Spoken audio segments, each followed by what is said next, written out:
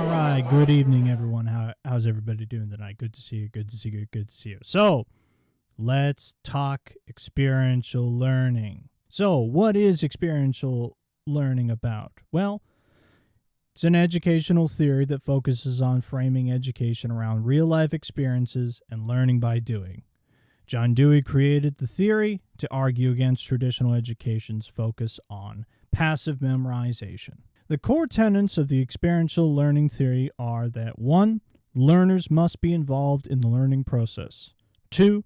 Education requires a framework that is adjustable. 3.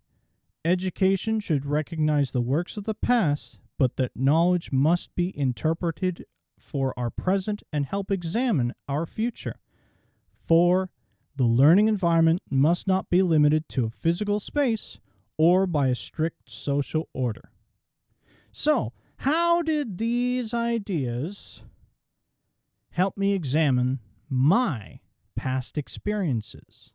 Each of my PPK stories had particular themes emerge as I came to reflect upon them. Some of the themes only appeared after further examination, and some only appeared after finishing the book. In PPK 1, I identified the themes of next steps, returning home, and adapting what I know to a new environment.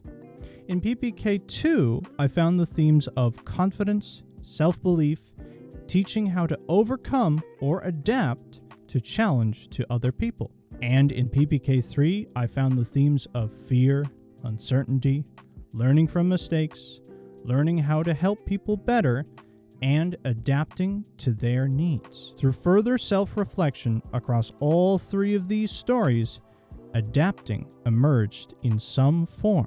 First, it was adapting what I know to a new environment. Then, it was teaching others how to adapt to challenge. Finally, it was learning adapt to myself to help people better.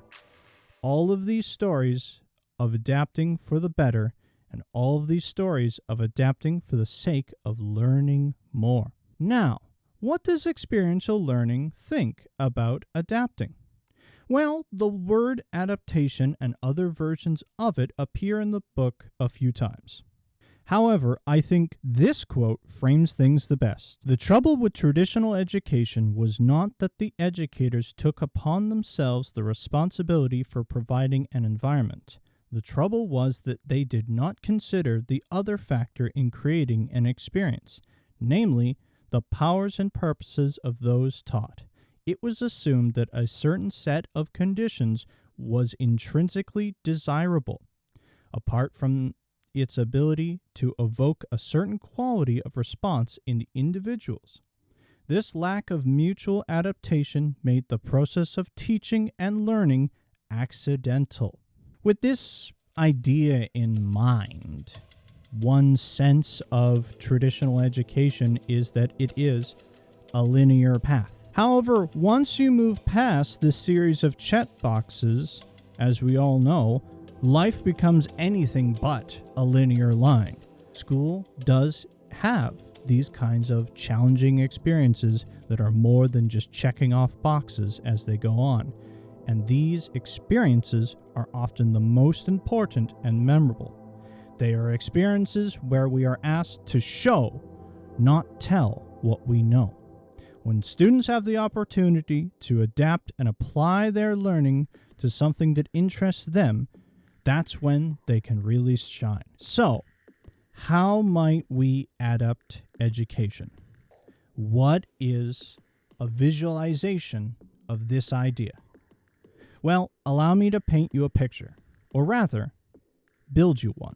Say, for example, students have an assignment to come up with an idea of a creation that makes logical sense to their world. In this case, building a car. A student following a traditional education path would follow all the instructions to the T, pick out the exact necessary pieces needed to build, and assemble the car. Now, a student following an experiential learning path could follow these same instructions, build the same car, but then wonder about what could be done more. How can I adapt this idea, this construct, to fit my needs. They could examine the instructions alongside the additional resources they have and work with their teacher to discover what is possible in changing the overall design.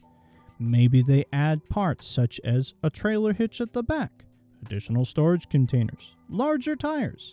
At the front of the car, maybe they could change out the lights of the car. And this is just one path. Another person might come along to this same exercise and the available resources in front of them, but with prior experience in racing, and design a car that looks like this.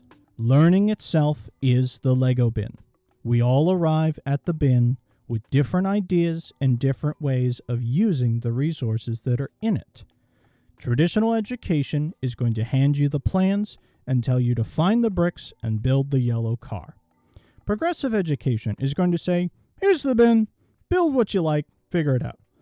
Experiential learning is going to say, here's your resources that you have available to you. Here's some instructions that we can help guide figuring out what we want to design. How might you adapt what you have to what you need? So what did I learn from going through this exercise? Well, I learned that to understand how you think about something, you need to share it with an audience. Without shared reflection, you will continue to tell yourself the same story over and over again, and you will not progress to change. Which leads me into my other main point. Change is necessary and good. It's often not easy to do, as change requires you to admit to yourself that something you knew or did in the past was wrong and needs to be changed for the future, but it will lead to you becoming a better person. So, with all this in mind, where does this experience lead me? Well, it has made me further double down on my plan for the future. That plan being that I do not want to be a teacher in the school system. I love helping people learn and thinking about ways of understanding materials and information.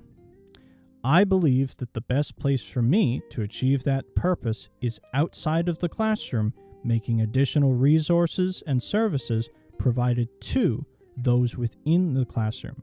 When kids say that they hate math or they hate English, what they're really saying is that they hate the linear system that they are boxed in by, and they want change and adaptation to learn better, to better understand what they don't understand. The core instructions to our booklet can be the same, but we should be allowed to use all the bricks in the box. Experiential learning is an additive to the education that we have and answers the question, how do we adapt what we know into how to use it? I want to create the answer to this question, and I hope I can share it with all of you someday. Thank you.